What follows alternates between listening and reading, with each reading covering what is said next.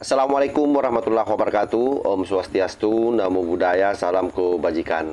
Sahabat-sahabat dimanapun juga berada, ada satu video yang mengejutkan kita semua, di mana ada berita yang sangat kontroversial menurut saya ya, karena di sisi lain kita tahu bahwa selama ini kelompok Lawi selalu mendewa-dewakan leluhurnya sebagai pejuang yang membebaskan bangsa ini. Dan bahkan itu videonya menjadi sangat viral, bahwa yang memperjuangkan bangsa Indonesia supaya merdeka adalah mereka para kelompok Lawi. Tetapi ini sangat ambivalensi dengan fakta dan data yang ada, bahwa ada seorang habaib Al-Hamid itu justru kemudian yang dia doakan itu adalah pahlawan Belanda, yaitu pada tahun 1940-an, di mana memang kita tahu bahwa pada masa itu adalah masa-masa bangsa Indonesia lagi berjibaku untuk mempertahankan kemerdekaan yang sudah diraih, tetapi malah ada oknum habaib. Ya, kita bicara oknum saya ya, karena kadang-kadang juga ini kelompok Lawi tersinggung kalau kita bicara jenderal. Itu justru mereka melakukan ziarah terhadap makam yang dianggap sebagai pahlawan Belanda. Artinya kalau pahlawan Belanda berarti itu adalah penjajah, kan begitu, antitesa daripada pahlawan nasional kita atau para pejuang kita. Nah, seperti apa videonya? Ini coba kita simak secara bersama-sama. Assalamualaikum warahmatullahi wabarakatuh. Salam sejahtera untuk kita semua, salam sejahtera untuk seluruh saudara-saudara sebangsa dan setanah air dimanapun Anda berada. Para hadirin, para pemirsa yang berbahagia, kembali lagi bersama dengan saya Abdul Aziz Jazuli di channel ini. Di saat bangsa Indonesia sedang gigih berjuang melawan kepada Belanda, di sisi lain ada seorang Habib Al-Hamid, tapi tidak disebutkan siapa namanya, itu malah melakukan doa di makam pahlawan Belanda. Pahlawan Belanda ya, artinya ketika menurut Belanda itu mereka dikatakan pahlawan, maka menurut bangsa Indonesia mereka itu disebut sebagai penjajah. Artinya di masa-masa itu di sekitar tahun 1944 sampai 1948 ya, ini ada seorang Habib yang katanya adalah seorang wali kutub yang kemudian tanpa jasa habaib kemerdekaan Indonesia itu tidak bisa dicapai. Namun faktanya, ini seperti yang dilansir di dalam website dutaislam.or.id dengan judul kontroversi Habib Al-Hamid yang berdoa di makam pahlawan Belanda ya. Dimuat pada tanggal 13 Oktober 2024. Ya, seorang Habib berdoa di makam pahlawan Belanda. Nih, nah ini jelas ini.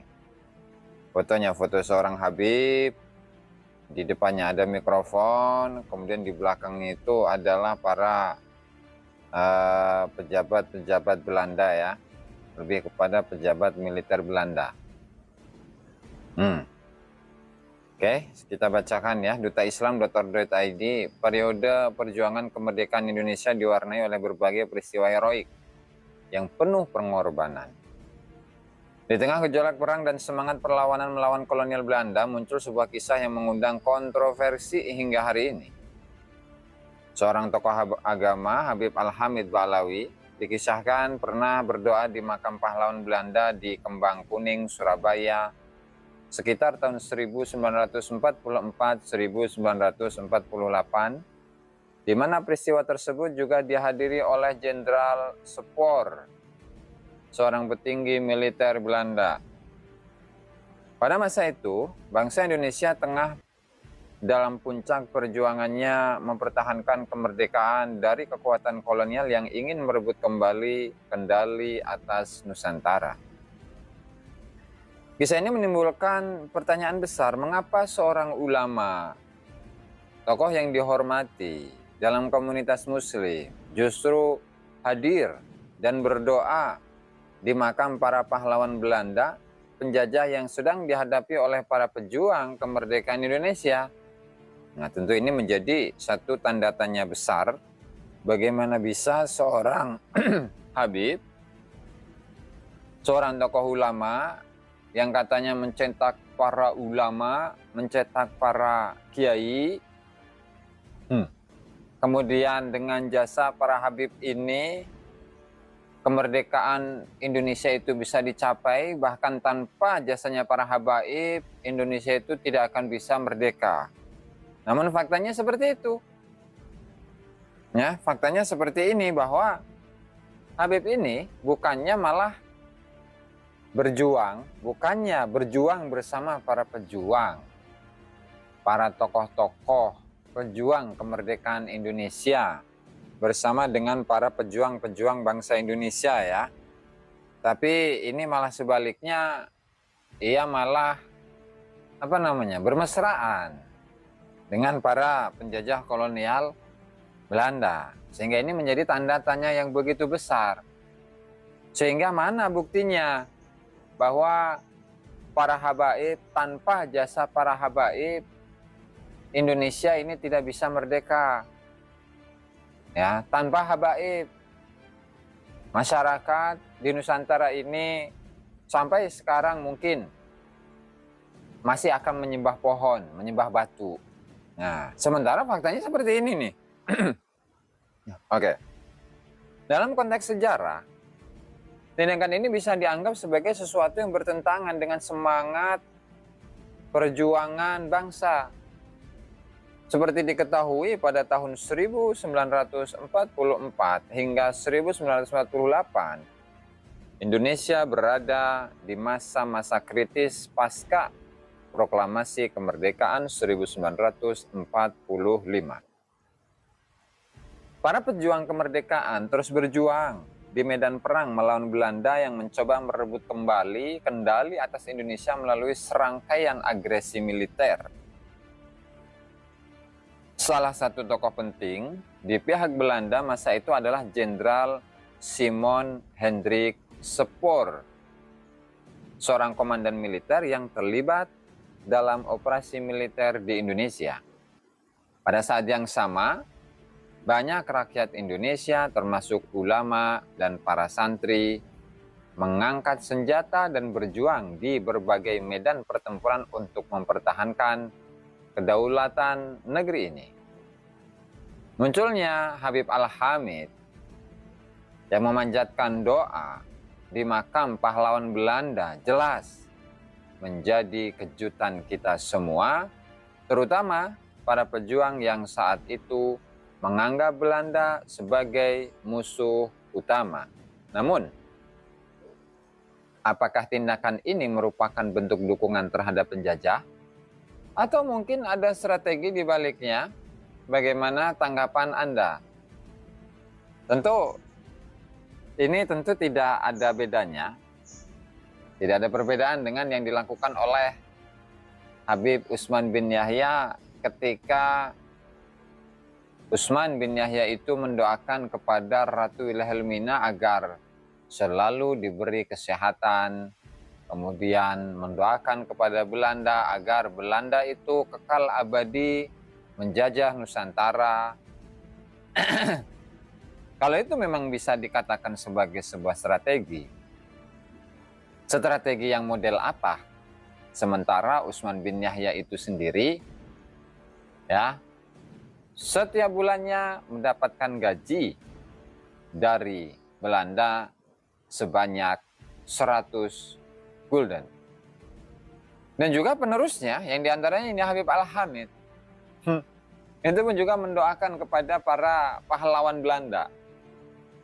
Tentu jika ini dikatakan sebagai sebuah strategi, lalu hasilnya apa? Hasil dari pelaksanaan terhadap strategi tersebut itu apa hasilnya? Yang namanya strategi, pasti itu kan ada hasil.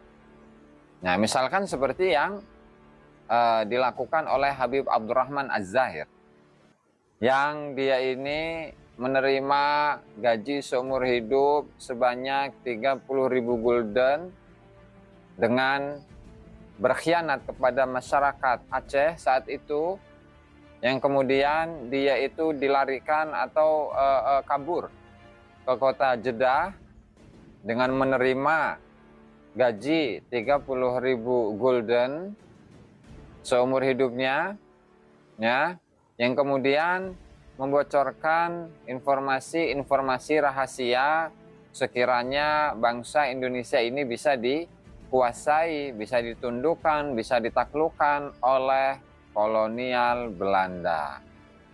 Nah, tentu dari tiga tokoh ini ya, Habib Usman bin Yahya, Abdurrahman Az-Zahir, kemudian Habib Al-Hamid ini sudah membuktikan kepada kita semua akan bagaimana pergerakan-pergerakan yang mereka lakukan saat itu.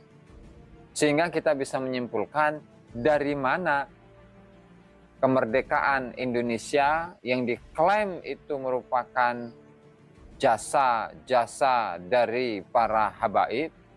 Bahkan yang lebih parah daripada itu, jika tanpa jasa para habaib, Indonesia itu tidak akan merdeka. Itu adalah suatu ungkapan yang bertentangan dengan data, bertentangan dengan fakta. Wallahul muwaffiq ila aqwamit thoriq. Oke, saya kira jelas sahabat ya, apa yang disampaikan oleh Gus Aziz Jazuli, membaca sejarah terkait dengan kejadian tersebut. Jadi semakin jelaslah bahwa ada 3 fakta pengkhianatan yang dilakukan oleh kelompok Lawi, yang saya kira 3 nama ini memang sudah tidak bisa lagi menyelamatkan narasi-narasi yang mereka sampaikan selama ini sebagai orang yang berjuang membebaskan bangsa ini. Jadi sekali lagi bahwa memang posisi mereka datang ke Indonesia dan dibawa oleh Belanda itu terkonfirmasi dengan perilaku-perilaku mereka. Saya kira demikian. Wallahul muwaffiq ila aqwamit thoriq. Wassalamualaikum warahmatullahi wabarakatuh.